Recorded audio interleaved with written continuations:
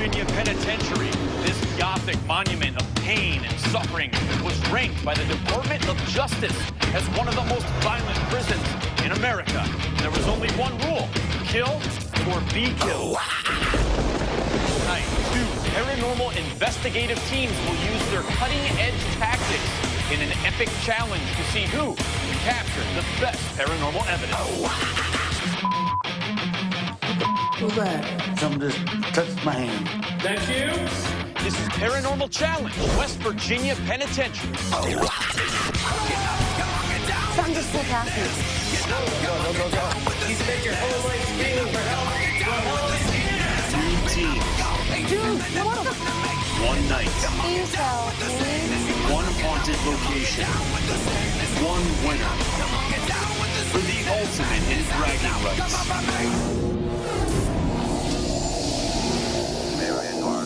Guys here at West Virginia Penitentiary got burned alive, decapitated. This is going to be the place to be frightened. Zach Bagans, the Paranormal Challenge chairman, is also lead investigator and co-founder of the highly respected and award-winning Ghost Adventures crew. He's completed hundreds of investigations, working with the world's most renowned paranormal researchers and scientists.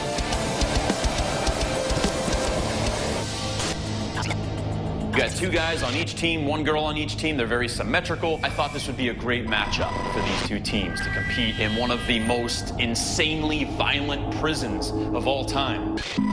Northeastern Spirit Society, based in Fairmont, West Virginia. I think all three of us have different personalities. My name's Daniel Blay, and I'm the lead investigator. Daniel talks too much. When I'm trying to be quiet, he just keeps talking. My name is Mandy, and I'm the second investigator on our team. Mandy brings a lot of knowledge. She's very good with history behind locations. Greg Copperhead Graham. I'm the tech specialist and investigator. Copperhead's very unpredictable. I can think he's right behind me, and then I turn around, and he's 100 yards in front of me. I think the other team, they seem like nice people, but we're just going to here to destroy them. West Virginia Paranormal, based in Morgantown, West Virginia.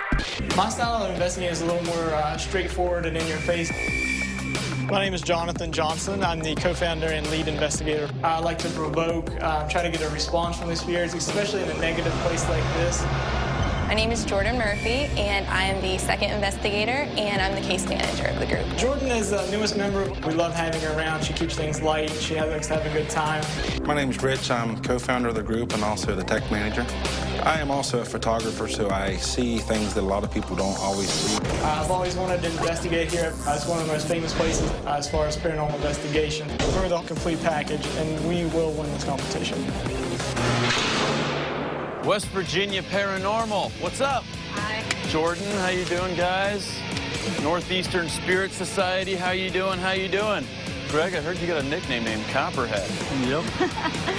I'll tell you something. Here's a little hint before you get in there, all right? If you feel a turtle head poking out, you may want to second think, you know, getting rid of that, because some guy lost his head in here during that little moment. So just a little tip before I introduce you to Tom here.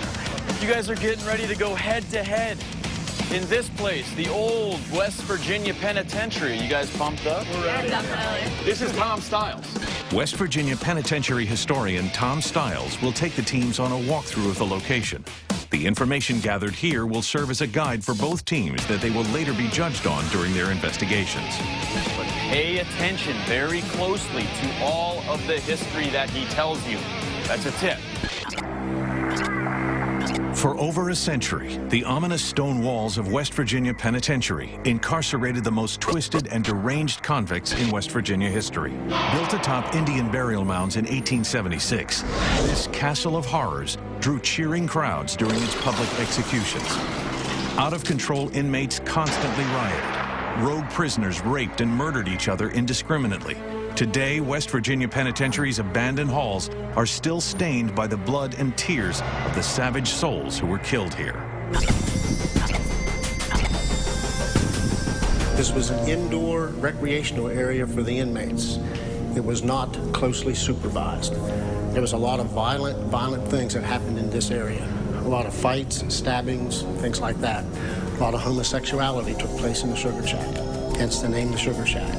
This was an area of the prison that inmates could take out their vengeance on other inmates. And that's exactly what happened in this area.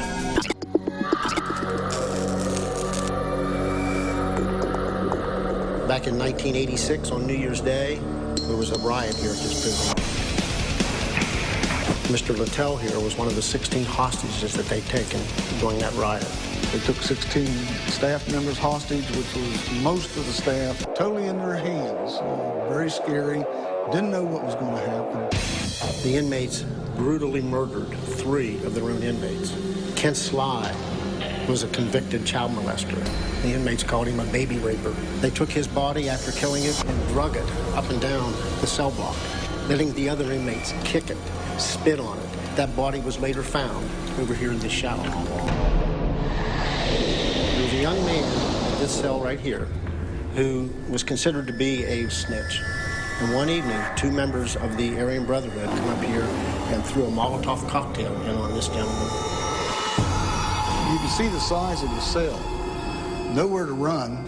And he burned and died in this cell while on fire. I still remember the screams and the burning odor that I can still hear it.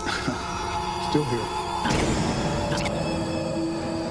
The area we're in now is part of the medical department of the prison. This was for the inmate who could be determined as criminally insane. There were several incidents up here where inmates would mutilate themselves.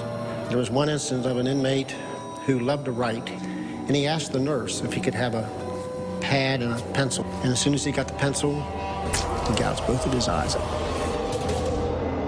In the 2 little cubicle cells back here, and those cells were for the inmate that they can no longer control at all. Inside that cubicle, there's a shower head at the top and a drain at the bottom. That inmate that they put back there found a way to maneuver that drain off of the floor. He squatted over the drain and drug his scrotum around that drain, trying to castrate himself. That's the mentality of the inmate that was in this area.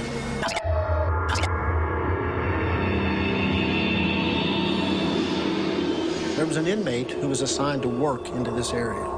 He was considered to be the warden's chief snitch. His name was R.D. Wall.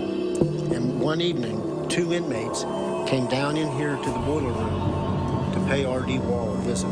They grabbed him and stabbed him repeatedly, mutilating his body. They almost severed his head. They cut off part of his fingers, cut off pieces of flesh from his arms, but it was a statement that the inmates were making to the other inmates.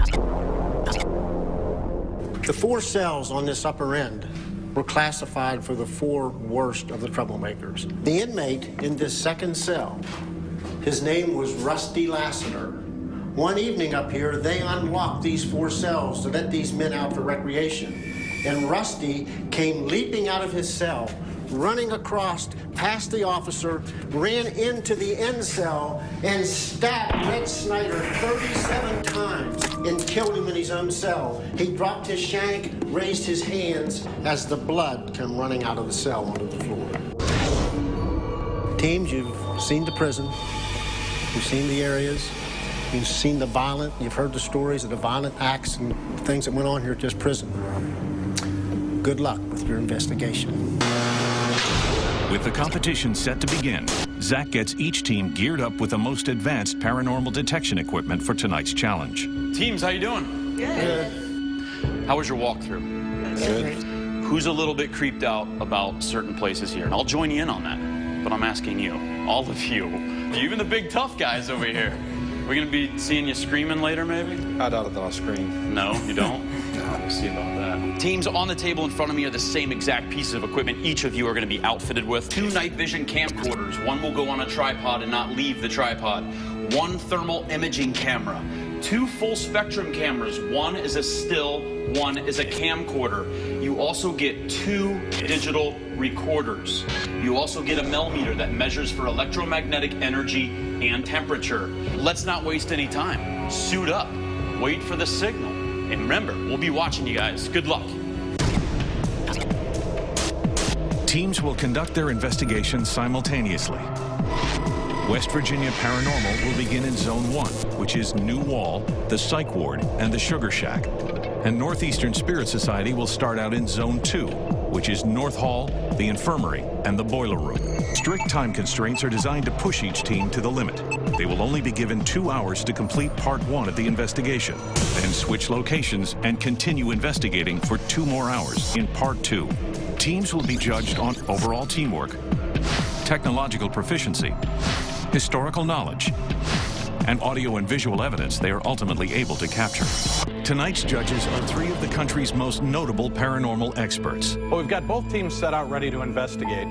Dave Schrader, acclaimed paranormal conference lecturer, co-author of The Other Side, A Teen's Guide to Ghost Hunting, and host of the wildly popular internet talk show, Darkness Radio. They should spread out a little bit more. Joshua P. Warren, author of many paranormal books, most notably How to Hunt Ghosts, radio host of Speaking Strange, and internationally recognized expert on paranormal research. She's more empathetic. And Alexandra Holzer, daughter of famed paranormal investigator Hans Holzer, author of Growing Up Haunted and syndicated columnist for OM Times. All right, we're just getting ready to start Paranormal Challenge West Virginia Penitentiary. And this week's judges, I've brought in Joshua Warren. You are going to be monitoring West Virginia Paranormal, who's going to be starting in Zone 1. And over here, Alexandra Holzer, you are going to be monitoring Northeastern Spirit Society in Zone 2. West Virginia Paranormal, are you guys ready to go? Yes, let's go. Northeastern Spirit Society, are you guys ready? Yes, we're ready. The portals are open. Let the challenge begin. Yeah, we're just getting a quick base reading on the EMF here, the millimeter. Joshua, why is it important, do you think, for them to begin by taking baseline readings? Well, to know what is paranormal, you must first know what is normal. So if there's a sudden change, an anomalous activity, they can start looking for patterns, and we'll understand what's happening in this environment. Ken Sly, you here? We hear they call you the baby raper. What was that? Something just touched my hand. Whoa, yes, whoa.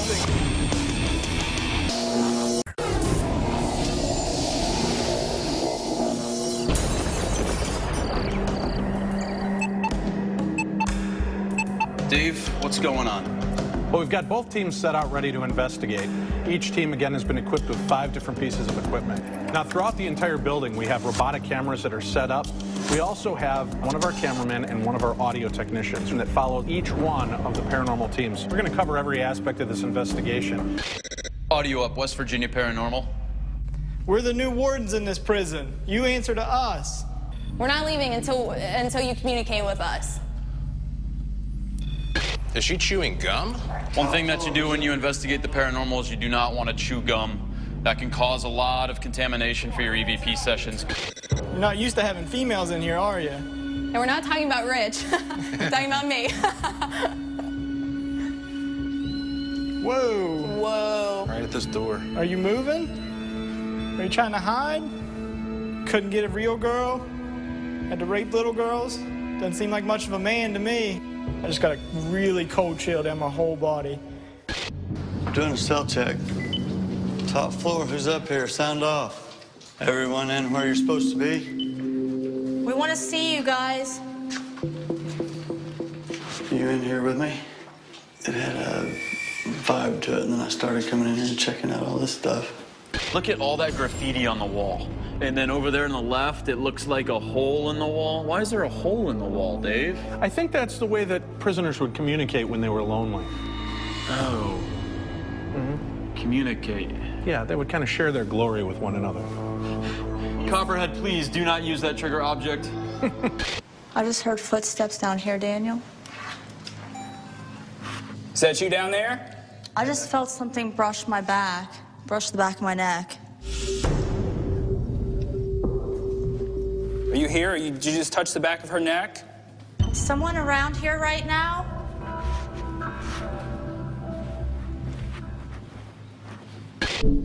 Kent Sly, you here? Your own inmates killed you. Are you in here? Are you in the shower? Are you trying to find places to hide from us? Because you're not going to hide. We're not scared of you. Come on. Make a noise. Bang on something. Whoa. Did you hear that? Yeah. Did you hear those footsteps? That's what I heard earlier. Exactly That was what I heard. definite. Did you hear that, though? That was definite. Someone out there?